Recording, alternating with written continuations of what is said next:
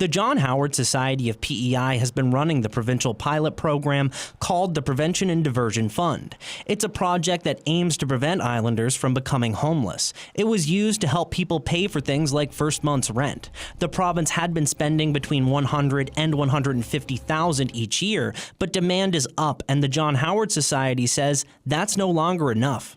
The need and the use of the program was far beyond what anybody initially expected. So during the course that the program was running, we diverted 376 families either out of homelessness or prevented them from becoming homeless. We actually had to hire a full-time caseworker just to deal with the number of applications that we were getting. Mullen says the fund needs about $300,000 to keep up with demand. The province did put $150,000 into the program last year, and the federal government put in another $240,000. Mullen says the province offered just $100,000 this year.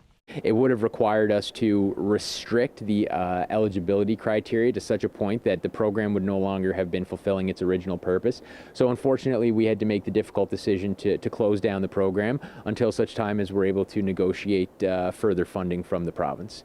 The pilot project ended in March, and other organizations who work with the homeless population say they're left trying to help. Since they have lost their funding, we have assisted with 6 damage deposits, which total $4,700. The important fact to focus on here is that we do not at the village receive any sort of government funding.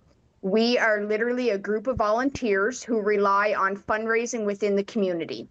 Whitlock doesn't think $300,000 is a big ask to keep the program running. I know that it began as a pilot project, but the numbers should speak for themselves. Based on the high volume of folks that they have helped, that should be enough to hopefully secure further funding for them. In an email, officials with the province say people who used the program were on social assistance and were already eligible for other funding. But officials say the province will negotiate with the John Howard Society as it looks for other ways to fund the project. Tony Davis, CBC News, Charlottetown.